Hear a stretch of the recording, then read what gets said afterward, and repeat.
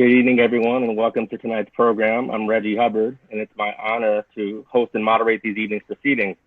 And many of you may be new to my style, but let's put it simple. I tend to keep it real without apology, straight facts.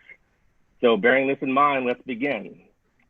As we honor the life and legacy of Congressman John Lewis, what better tribute than a program with calls to action about turning out the vote, taking action and finding a way to get in the way, mobilizing with passion, organizing with focus and strategic precision, and combining those two to march virtually and actually toward the bright future that awaits us on the other side of this present darkness. Yes, we are in an economic crisis, a raging pandemic, and a righteous racial justice uprising.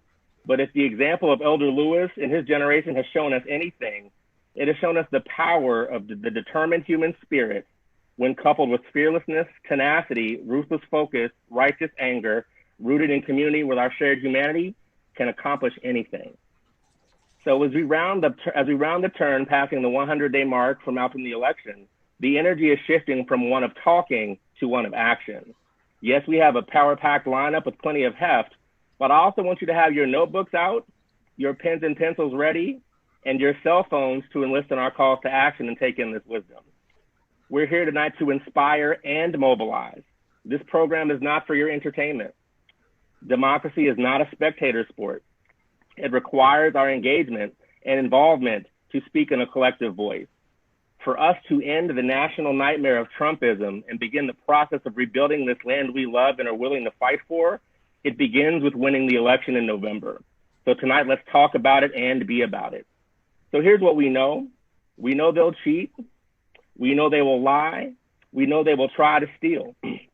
But if we organize and stand strong together, if we have the courage to push back against willful ignorance and oppression, if we keep our eyes on the prize, as the old-time song reminds us, our collective will and focused determination will break through all their feeble attempts. So in that spirit, let's begin with a call to action. This pandemic has forced us to shift our organizing focus primarily from being in the streets to using the information superhighway. But this is our strength, so let's begin to use it. So as part of MoveOn's Mobilize to Win program, if we're gonna make a change that we hope to see in this country, it's not just enough to get out and vote. We have to get others out and vote, or we won't be able to hold our elected leaders accountable and build our communities together. We've done the work of reaching out to those folks who felt disenfranchised by the process, and we have to remind them that if they're not at the table, they're on the menu, right? And so if you're ready to commit to get 3 friends to vote, here's what I want you to do. Everyone has a cell phone, right? I told you to get it ready. So I'm gonna ask you to take out your phone, and in the box where the phone number goes, type 668-366, and the number should be on the screen. Type "We Got Us" in one word to 668-366. Again, "We Got Us." Text that to 668-366 because we have to be responsible for getting our communities out to vote. You'll get a message back seeing which 3 people you're going to enlist to vote. And think hard about who you know you need to push and reply with those names. And we'll follow up with you before Election Day to make sure that those people got out to vote. I would now like to introduce my colleague, MoveOn's Executive Director, Rana Epting, to talk more about MoveOn's specific thinking around the election. Thank you, Rana. Thank you, Reggie. Good evening, everyone out there. We have thousands and thousands of folks joining us from all across the country tonight, and it's an honor to be with you to talk about my favorite topic, how we organize to win in 2020. And it's really about how we dream together, how we come together, how we embrace our individual and collective power, how we organize together to build a new democracy that works for all of us. And as I prepare myself for this election season, I think back to Election Day 2016. I sat holding my 1-year-old daughter in my arms, and my eyes were glued to the TV screen that night in utter disbelief. This country, through the Electoral College system, elected Donald Trump to be president of these United States. And the fears I held in my heart that night, the fear that he'd act on his most dangerous inclinations to divide us along the lines of race, so that he could consolidate power for himself and his friends. Unfortunately, those fears all came true, and how they've manifested pale in comparison to my worst nightmares. But that's not what we're here to talk about today. Today is a new day. This is 2020. This is the moment we've been waiting for ever since that dark day in November 2016. The moment we have to send Donald Trump packing. The moment together that we can reclaim our country and build something beautiful. And we are emerging from the rubble of a global pandemic and economic depression. We are emerging more united than we ever have been before. We emerge knowing no one will save us but ourselves, and that our fates are bound to one another. We're seeing uprising across this country, people standing in solidarity with one another, protecting one another, putting their lives on the line for each other, on the line for racial justice, on the line to combat authoritarianism. And it takes protest, it takes direct action, it takes organizing, and it takes winning power through elections. And that is the moment we're in over the next 98 days. So I want to talk about how we organize to win in 2020. I'm going to say a bit about MoveOn's plan. So first, in your mind, picture a landslide win in November. Hundreds of thousands, millions more votes for the Democratic nominee for president, Joe Biden, for House and Senate candidates up and down the ballot. What are you going to do to make sure every single person you know is turning out to vote? What we're doing at MoveOn with all of you that have joined us here tonight, we're driving a $20 million election campaign to defeat Donald Trump, to take the Senate from the treacherous grip of Mitch McConnell, and protect Democratic control of the House. And together, we will win power in 2020 so that we are poised as a country to continue the work post-election and mobilize millions of people, just as we've done year in and year out.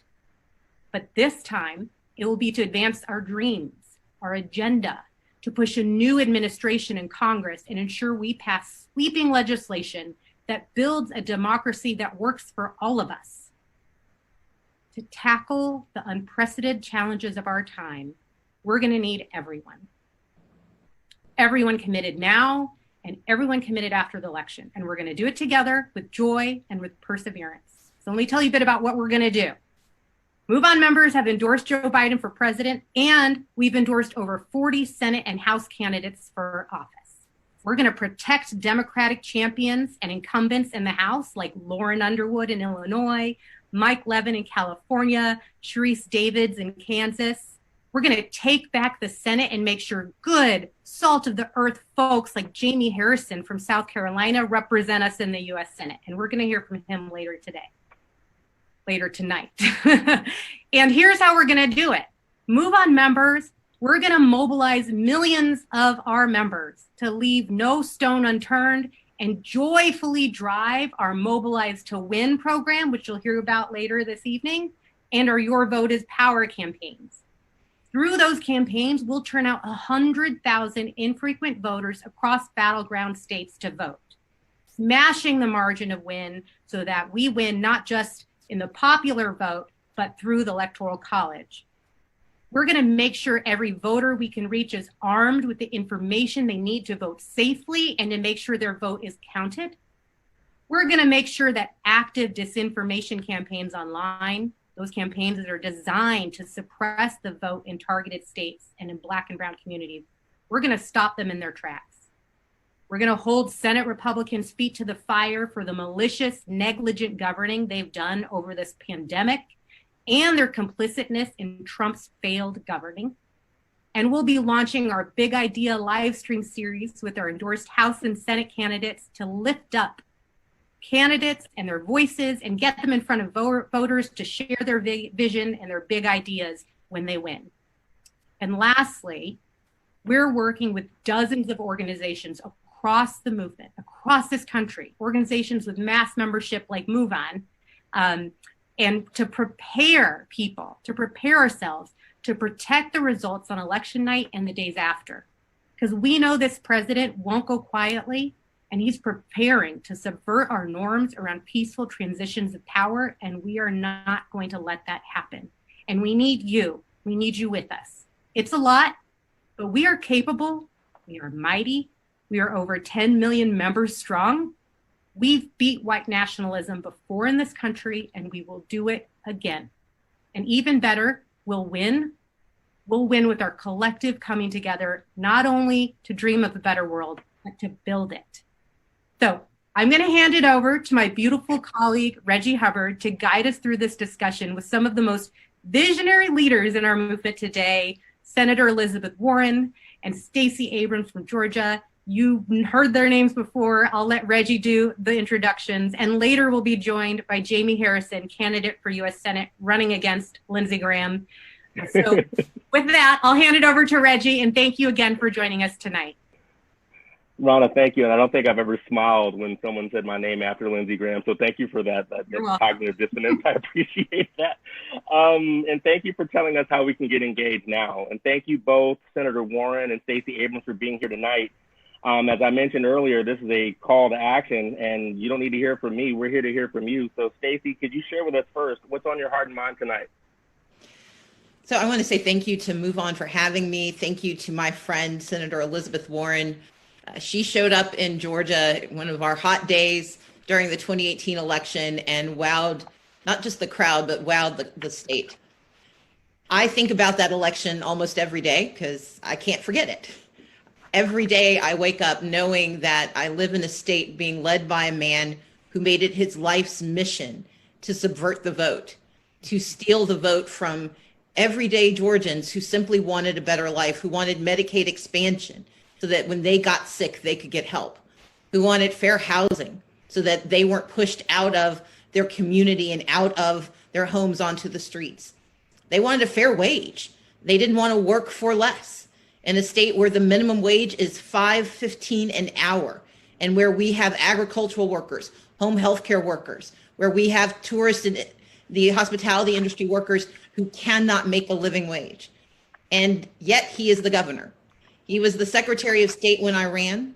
He began his tenure by holding hostage voters in South Georgia, arresting 12 people for having the temerity to, wait for it, use absentee ballots to win an election.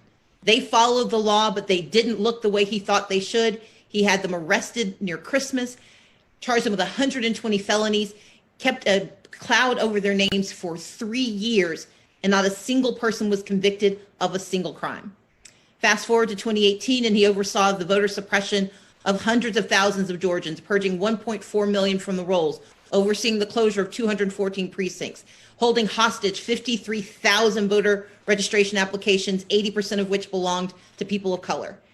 And yet, he came within a hair's breadth of not becoming the governor. That's like Tom Brady being in charge of throwing the ball, being the referee and the scorekeeper in the Super Bowl. He came this close to losing because Georgia has changed. And as Georgia has changed, so has this nation. We are the most diverse than we have ever been. And that diversity is not just about race, it's about age, but it's also about our beliefs. We believe in progress.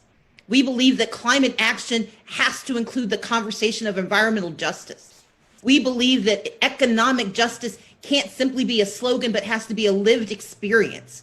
We believe that criminal justice reform is not a first step act.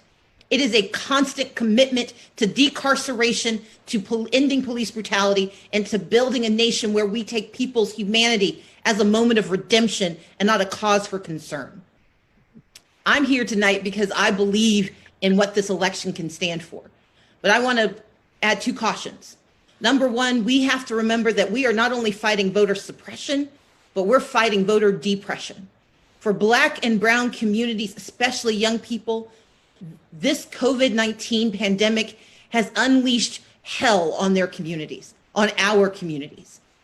Disproportionate levels of infection, disproportionate numbers of deaths, disproportionate loss of income and jobs, coupled with the very public decimation of people in our community by police brutality And they are not simply suppressed, they are depressed. They need to believe that more is possible. And that means it is incumbent upon everyone on this call to understand that we can't just idolize the moment of voting as this magical reality. We can't romanticize and say that if we do this, the world changes. It doesn't. There are no saviors running for re-election. There are no saviors running to save our country, but there are good people of good intent who will do the work if we let them. And so I want us to remember that this election is not about being excited about any single person. It's about being energized about our power to shape our future. But I also need us to remember that while we're rerunning and getting it right this time, the 2016 election, we are also running the 2010 election. That we can't stop at the top. We have to go all the way down the ballot, because the choices that we make about our state legislatures will determine who sits in Congress for the next 10 years. And if you think the last 10 years have been populated by anger and greed and racism and homophobia and the demonization of the marginalized, just imagine what happens if they get control of the lines again. And so I'm here to talk about the fact that I believe we have to have a fair fight, but we also have to have a fair count in the census. And that means we have to participate like our lives depend on it, because they do. But our futures can be written in this moment, and that future can be bright and wonderful if we commit ourselves to not simply electing new leaders, but to holding those leaders accountable in a way that MoveOn has pioneered for decades. This is work we can do together. And so I'm just excited to be here and share this conversation with my dear friend and one of my heroes, Elizabeth Warren. Without further ado, Senator Warren, take us away. Thank you, Stacey. Oh, thank you very much. Thank you, Reggie, for doing this. And Rana, great words. And hello to everybody at MoveOn. I appreciate the chance to be here. Stacey, thank you for the inspiring call to action. You are the best. And you really know how to get us all going. You speak to our brains and to our hearts. And, you know, I can't move forward without stating what we all know to be true. And that is Brian Kemp is sitting in Stacey Abrams' chair because of voter suppression. So all of us here tonight, Stacey, are so grateful to you for what you're doing to make sure that never happens again. And I'm also delighted that later on this evening, I am going to be joined by the man who is going to put Lindsey Graham out of a job, Jaime Harrison. I am really proud to have a chance to stand shoulder to shoulder with Jaime in this fight. So let me just do my bit here to say we got 98 days until the election. And I don't know about you, but I can't wait. All across this country, people are fired up. People are ready for change. And let's face it, it is because this is a time of unprecedented crisis. All across this country, the fight for social, racial, and economic justice wages on. And as we fight for justice, we are battling a pandemic that has now killed more than 148,000 Americans. And the reason this is so important is that in times of crisis, government can be a powerful force for good if competence and moral clarity rule the day. Donald Trump's response to this crisis has been incompetent and morally bankrupt. At every turn, he has fanned the flames of racism and bigotry. He's ignored the warnings that came before the pandemic. He has refused to lead, and he has let thousands, tens of thousands of people die. Donald Trump has failed to meet the moment. And I want to talk about one specific thing tonight, something I released just this evening, and I want to share with all of you. We have now all seen these shocking images and reading disturbing reports about federal law enforcement officers and agents being deployed against protesters and civilian bystanders in Portland, Oregon.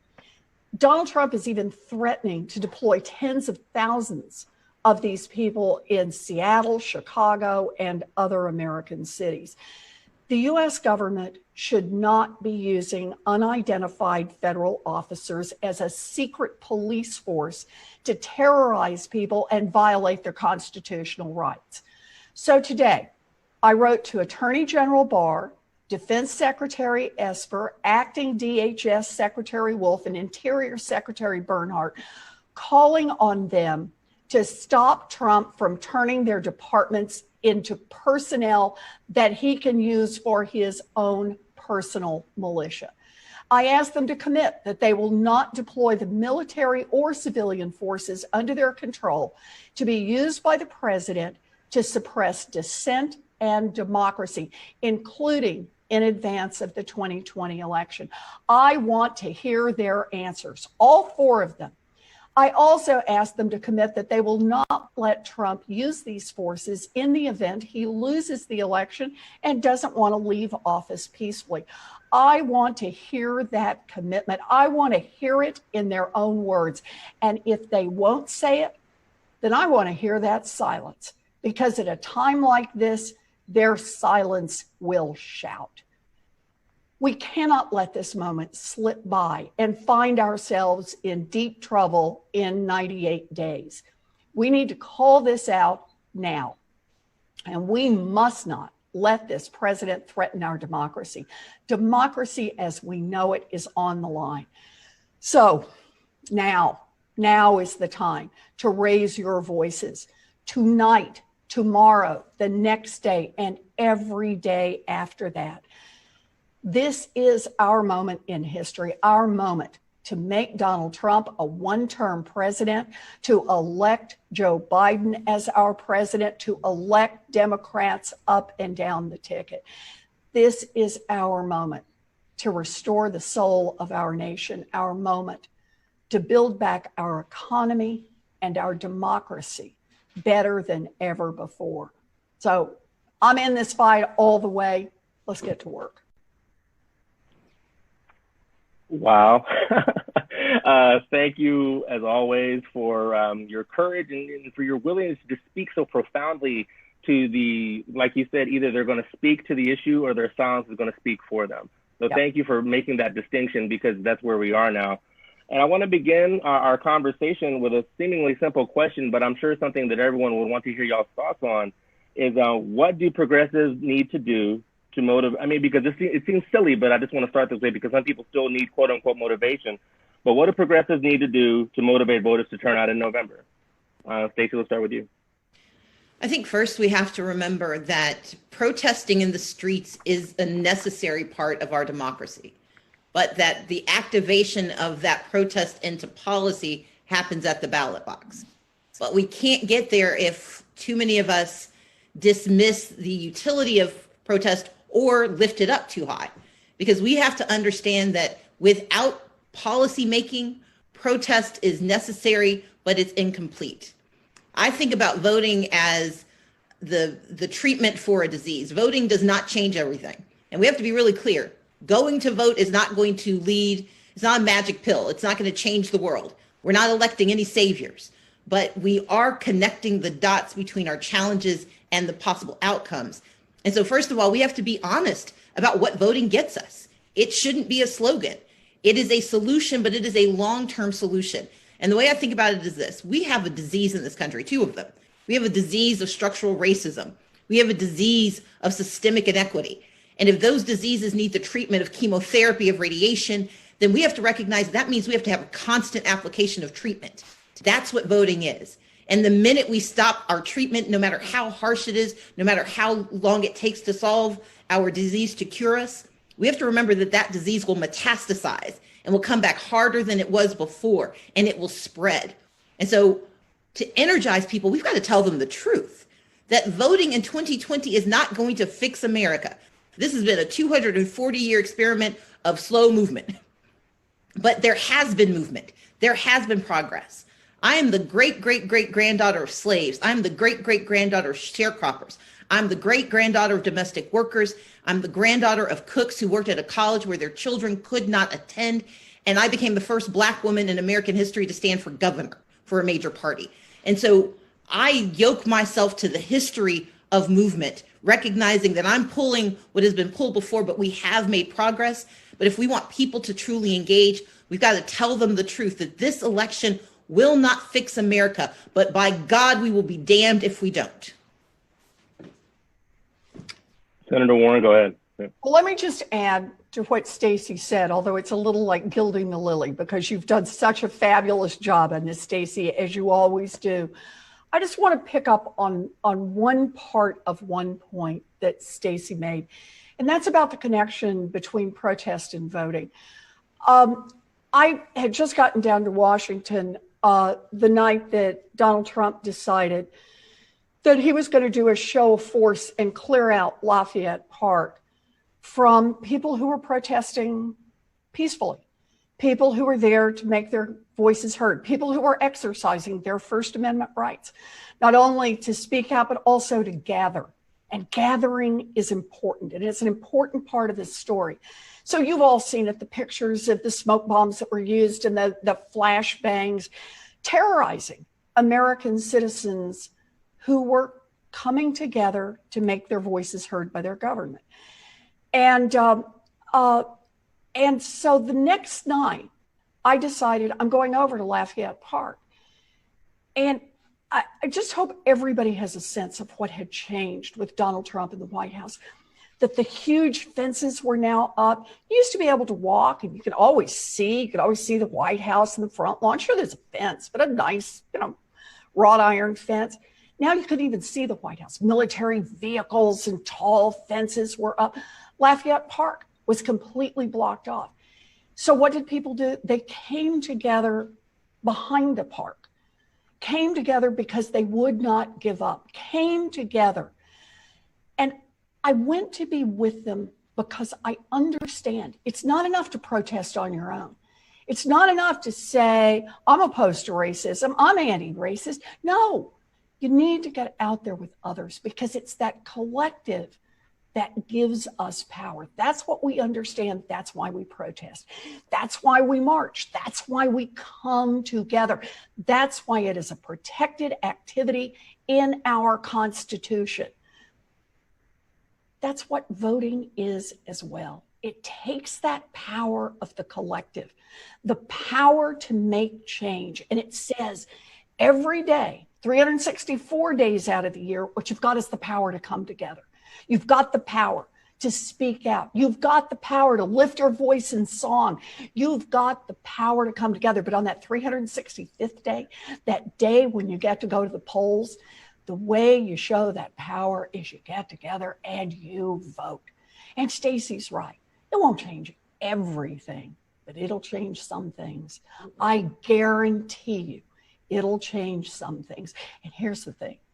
You change some things, now you got your foot in the door to change some more, and then some more, and then some more. So I'm with Stacey on this. We got to protest and vote because it's all about the power, not that any one of us has alone, the power we got when it's all of us. Absolutely. What she said. Ditto. My next question is, so what advice do y'all have for MoveOn members and the broader progressive coalition of movement folks who may be nervous about organizing their friends and family members and community members to vote or are doing this for the first time? So Senator Warren, what would you have to say about that? So let me just start by saying, I get this. The first time I ran for office, I jumped into the deep end of the pool. I had not been somebody. Listen, my contribution was I was going to be this teacher and the researcher, and I was going to do all the work. I'd hand it over and let the other folks do the rest of this. I never knocked on a door, and I sure as heck never asked anybody for any money, right? So this notion that I was going to ask people to volunteer their time, that I was going to ask people to contribute, that I was going to ask people to go vote for me, man, that's a little, right? Did you clear your voice a couple of times before you did it? But here's the thing. I thought about why I was doing it. And why I'm doing it is I didn't want to wake up on the day after the election and find out that things had gone the wrong way and I hadn't done absolutely everything I could before the election. And that's why I was running for Senate the first time. That's why I ran for president. I'm going to do everything I can. And I thought, well, if I believe, then I got to be willing to share that. Take a little of that and share it with someone else. You know, here's the amazing thing. What I learned is there are a lot of people who want to be part of the fight. So asking people to help you is really offering them a way to get in the fight, to invest in the fight, because it's not just my future we're fighting for, it's their future too. So tell yourself that, but make those phone calls, make those texts. When we can, knock on those doors, Zoom those calls, do everything you can. Because ultimately, if you believe in the urgency of this moment, if you believe in the importance of what's going to happen in 98 days, then the only way you can serve that urgency is to bring as many people along with you as humanly possible. Stacey. I would build on that by saying the other part of that conversation, there's how do you get yourself ginned up to do it, but then it's how do you bring others with you? And my response is don't lecture, lead. Too often we try to lecture people into taking action by explaining why it's necessary and what they've done wrong. And what we found, what I've always tried to do is instead I ask people, what do you need? What's the concern that you have about your community? What's the concern you have about your future? When you take that concern and you connect it to why voting can change that, then you start to get people who are joining you, not because they feel guilted into it, but because they feel energized to join you. And so when our campaign started in Georgia, when we sent out our first wave of canvassers, they didn't mention my name. They asked, how can I help? They asked, do you know what the governor does? And they used that as a way to connect people to the moment. You all have friends and family members who have different issues. If their issue is criminal justice reform, then make sure you talk about if we can get people to vote, we can change the district attorneys who issue the charges.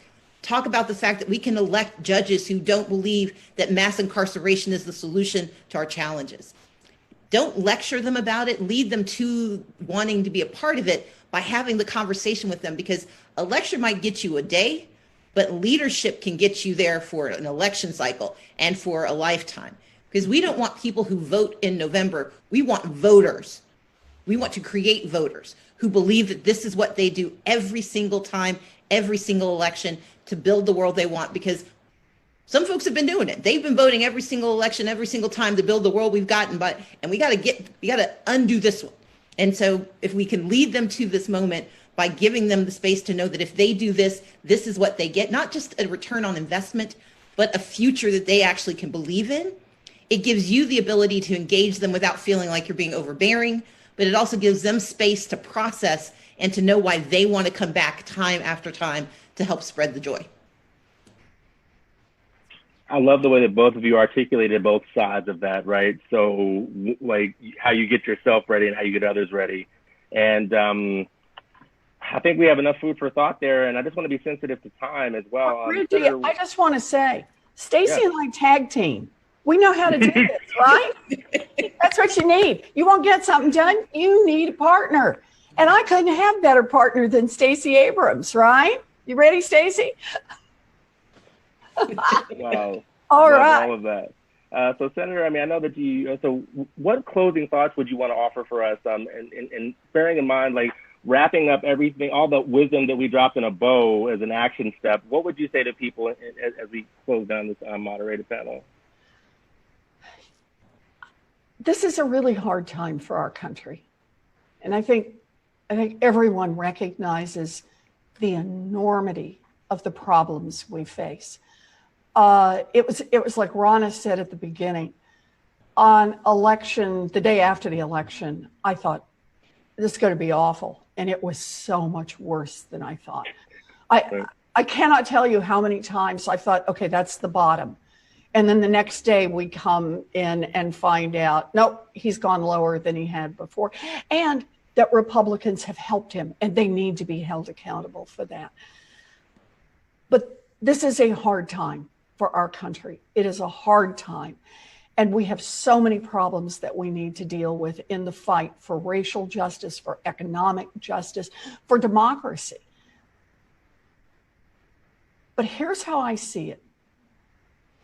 In the future, there will be a time when your children or your grandchildren will ask you, what did you do during one of the darkest chapters in America's modern history?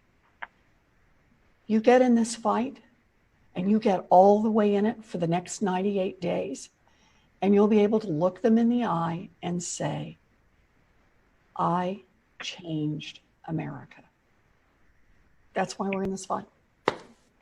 You take care, Reggie. Senator, oh man, thank you, Senator, for that. Always. What else do we need to say? Senator, thank you very much for your time, your leadership, and your courage. We're all inspired by you. I'd like to now introduce my dear colleague, Chris Percy, to talk about vote tripling and his mobilizer work as the Director of Training and Training Director for MoveOn. Brother Chris, please share with us what's happening with the membership and what we need to be focused on for the next couple weeks. Yes, thank you. First of all, thank you so much, Reggie. Thank you, Senator Warren, Leader Abrams, for your amazing leadership in our country. Hello, everybody. My name is Chris Percy, and I'm the Training Director here at MoveOn. First of all, I have to say before I get into my spiel that I have goosebumps, and whose idea was it to put me right after Stacey Abrams and Elizabeth Warren? Thank you, Reggie. You know, I was sitting here thinking about what was being said, and it reminded me of a quote from John Lewis, and we hold him so dear in our hearts right now. He said, I've said this before, and I will say it again. The vote is precious. It is almost sacred. It is the most powerful nonviolent tool we have in a democracy. The work that we have to do these next 98 days will have consequences that will last well beyond November, right? For every community, for every constituency, no matter what your race, what your ethnicity, no matter what your religion or your gender, no matter what your sexual orientation or your age, no matter what's your favorite color or your favorite sports team, no matter who you are, everybody is going to be touched by this election. So this election cycle, we have an opportunity to actualize our power. We have been seeing folks mobilize in the streets. We have seen the movements that have been going on for generations sort of culminate in this moment. We have the opportunity to actualize our power. They have tried to take it away from us. They've tried to legislate it away from us. They have taken this opportunity to do everything that they could do to stop us from voting. But now is the time that we can actually show our people power by our voting. So this coming Sunday, August 2nd, we are kicking off Mobilize to Win program and training series. And this training series, Reggie, is going to be geared towards inspiring and equipping all of us with the tools to have these critical conversations that Leader Abrams was mentioning, right? Not the bashing conversations, but those conversations where we actually bring people in and talk to them about voting, not just for this election, but for moving forward.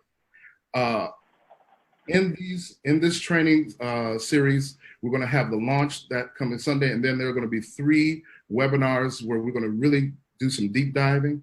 The first is going to be Reclaiming Our Elections, where we go over election laws in some of our key battleground states, talk about some of the things that are being done to try to disenfranchise and suppress the vote, and really do a deep dive on helping people learn how to vote and really work against the disinformation.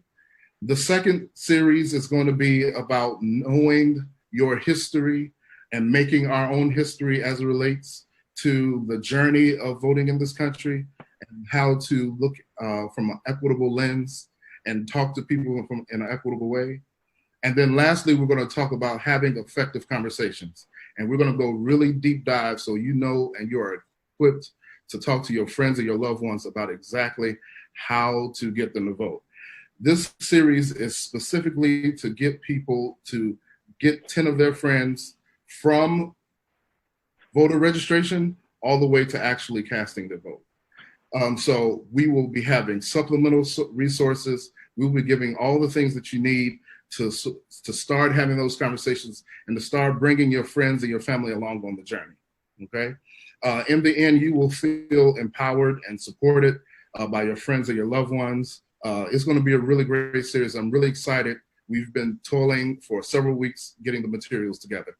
To RSVP for this, all you have to do is go to moveon.org/mobilize to win, and you can sign up for the launch that's happening Sunday night. This election season is so important. I'm so excited to go there with you all. We're gonna have a good time, and we're gonna make sure this man, I'm sick of them. I'm tired of them. Okay, I'm done. I'm tired of them. Say it again. We're gonna what? We're gonna have a good time? We're gonna have us a good time. I don't know. We're gonna have a good time. I promise you that. That's my name. Thank you for that, brother Chris Percy. I'd like to now reintroduce Stacey Abrams back to the program to introduce our next guest.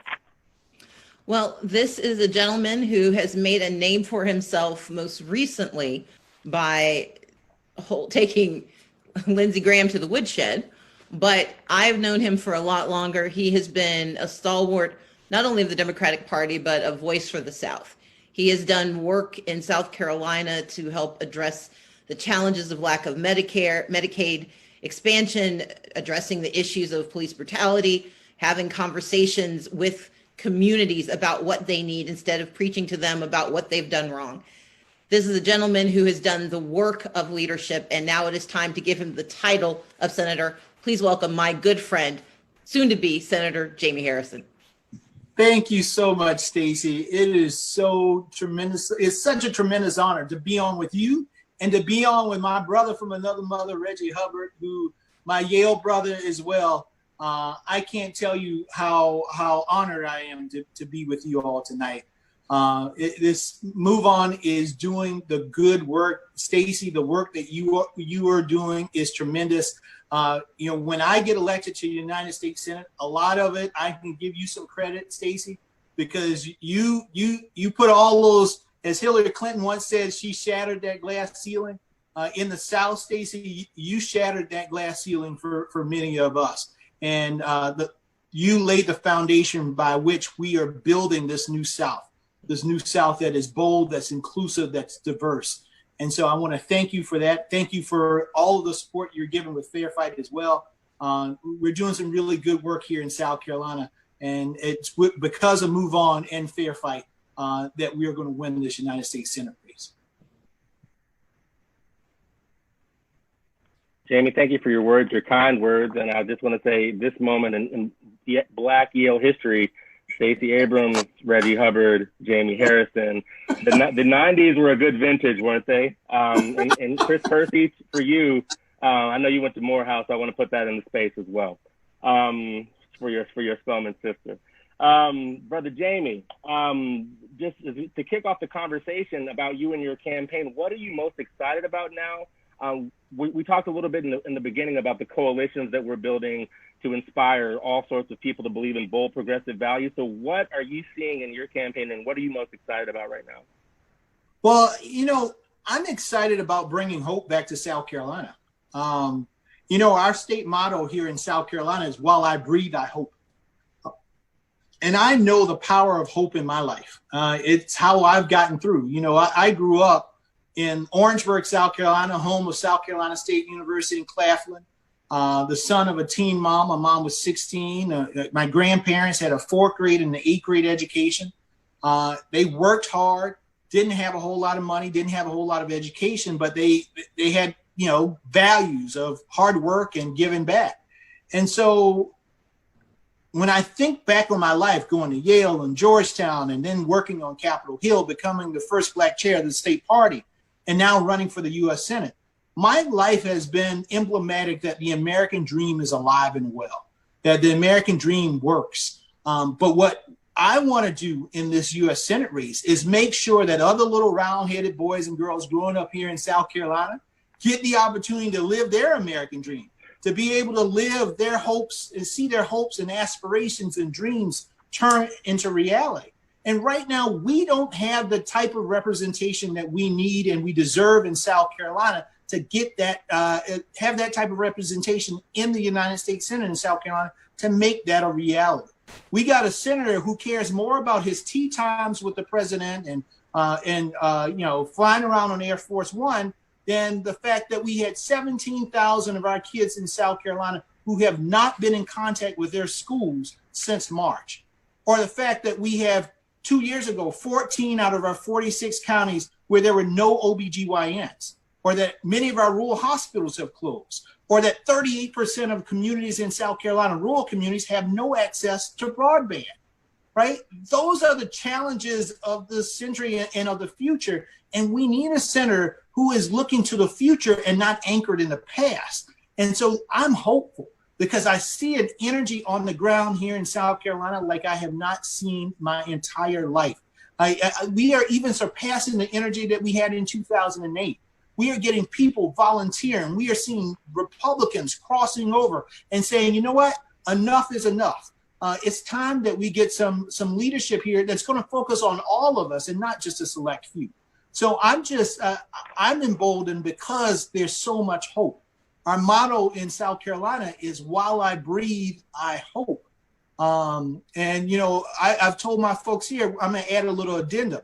In order to bring hope, while I breathe, I hope, but we also vote. And it's voting that's going to bring the hope back here to South Carolina and send Lindsey Graham home. Stacey, if you have any questions, please jump in, or any comments, go for it. Well, I want to contextualize for those of you who in the MoveOn family who worry about whether the South can move. I want to give some numbers. Yeah. Georgia, we've been written off for 20 years, but in our election, we tripled Latino turnout, tripled Asian Pacific Islander turnout, increased youth participation rates by 139%. We increased Black participation by 40%, and we increased the white participation rate for Democrats for the first time in 30 years. And so when people think about the South, there is this automatic moment of disbelief that the South is just something you watch on black and white movies. And it's not a place where progress comes unless you're in Atlanta, in Charlotte, in Charleston. But the reality is the South is growing and changing, and that change is what is leading to these opportunities. What Jaime is harnessing in South Carolina, what we did in Georgia, is doable across the South.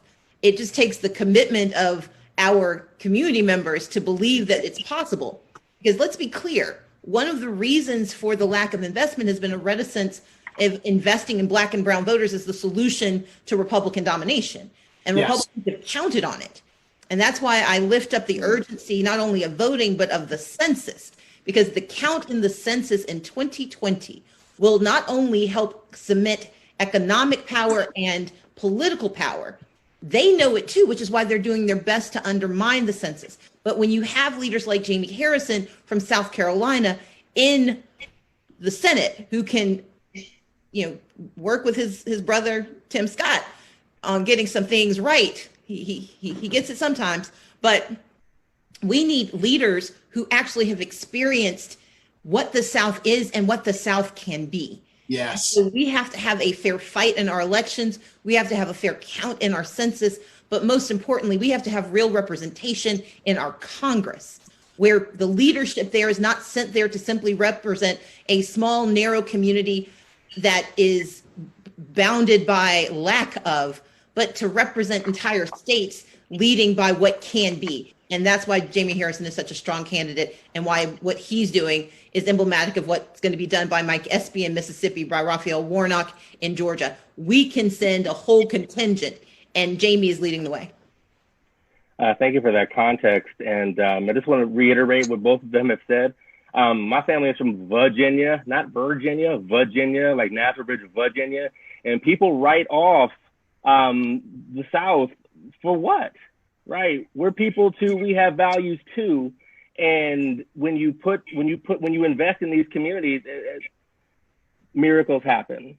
All you have to do is believe in people and give them an opportunity. All of us are testament to that fact. And Jamie, Reg, let me add to that. And this is something that I say, particularly in Democratic circles all the time, and my frustration sometimes with Democratic Party politics, it is that you got to stop ceding territory to folks. You got to fight everywhere. And because Republicans don't look at the world in that same way. Look at states like Maryland and Vermont and Massachusetts. What do they have in common? On a presidential level, they're blue states, but they all have Republican governors right now. So if those folks looked at the world the way that some national Democrats look at the South, they would say, well, there's no need to invest in Maryland because we won't win. Well, guess what? When you put boots on the ground, when you invest in training and getting good candidates that reflect the values of the communities that they want to represent, then you can compete. And many times you can win. We now have a Democratic governor in Kentucky. We have a Democratic governor in North Carolina. We have a Democratic governor in Louisiana. Mm-hmm. We should have had a Democratic governor in Georgia, right? I mean, if it weren't for voter suppression, right? We all know that, and so, but you got to compete. But it drains your energy when you constantly have to fight your own people to say that we matter. Like communities in these areas are legitimate. I mean, we even during the presidential primary, I almost lost it. Because you had some folks who would say, well, South Carolina was like winning an election in Guam. Well, South Carolina was the first state with a significant African-American population. So when you say things like that, you are telling these Black folks that live in these communities that they don't matter, that their voices don't matter, that they don't count. And we as a party should not be for that. We should tell that folks that all of them have some significance. And they all and their communities have value in that. And so that's why I fight so hard. And that's why I was so proud of what Stacey was able to do and achieve and why she has laid a foundation for us moving forward. And while we got to continue to push people to understand that this is a 50-state strategy. It's investing everywhere, not just where you think strategically you can win in this one cycle. Right. Thank you for that. We're coming at the top of the hour, or the bottom of the hour. So, Jamie, where can people find out more about you, and how can they get involved to help you in this beautiful run that you're doing against Senator Graham? Well, go to JaimeHarrison.com. It is the site. If you want to get involved with our service organization called Harrison Helps Initiative, you can do that. You want to volunteer, you can do that. And as I said, this election really is about closing the chapter on the old South, starting the chapter on the new South. The seat that I'm vying for was the seat of John C. Calhoun. This was the seat also of Ben Pitchfork Tillman, a man who would go to the floor of the U.S. Senate and talk about the joy of lynching of Black folks. This was also the seat of Strom Thurmond. And now this is the seat in which Lindsey Graham is currently occupying. And so what we're going to feel on November 3rd and 4th are tremors across the country. And that's because there are going to be a few people turning over in their graves, because there's going to be South Carolina, the first state that to get out of the Union and the Civil War, is going to be the first state that has 2 African-American senators serving at the very same time. We're going to make history in this race, and we're going to do it because of all the hard work and effort of all of you. So thank you for your support. Stacey, thank you for what you are doing across this country. Reggie, love you, brother, and keep up the fight. We all got to be part of John Lewis's legacy of stirring up some good trouble. So let's continue to do that. Absolutely. Jamie, thank you. Stacey, thank you for being here. Thank you all for the wisdom. And remember, JaimeHarrison.com for those of you that want to get more involved in my Dear Brothers campaign. And as we reach the bottom of the hour, thank you all for your attention. Thank you all for what you have done to make this possible, not only joining the call, but taking these calls to action. So bringing back the call to action for Mobilize to Win, text "We Got Us" to 668-366 for Mobilize to Win. And, we keep a lookout for our election programming in the next couple of weeks. So you'll hear directly from candidates, as Rana mentioned, about how they're going to reimagine our present to make a better future. And so in conclusion, y'all, as we focus on the next 100 days, I encourage each of us to use the heightened sense of urgency that we feel to motivate our activities and hone our focus rather than fall victim to the paralysis of overanalysis. Don't let the perfect be the enemy of the good. We have work to do. And may we stand shoulder to shoulder and march toward national redemption, full of the hope in our future rather than fearful of our recent past. And with this renewed focus and commitment to one another, let us have the tough conversations needed to move forward in truth rather than stuck in well-worn habits rooted in fear. Because at this time in our history, all we have is each other, and that's more than enough if we proceed with focus, precision, strength, truth, and solidarity. And so in conclusion, in honor of the legacy of Congressman John Lewis and the millions of people he both inspired and worked with to carry forth the cause of justice, let me say that as an heir to that incredible legacy, I commit myself to shaking the tree, to speaking truth to power, in love and compassion, though sometimes tough love, and causing good trouble, raising heaven on earth to bring an end to the hellish 4 years of this failed experiment with Trumpism and Republican senatorial leadership. May each of you remain focused, healthy, peaceful, committed, and determined. Love, health, peace, and justice for all. Thank you for tuning in tonight.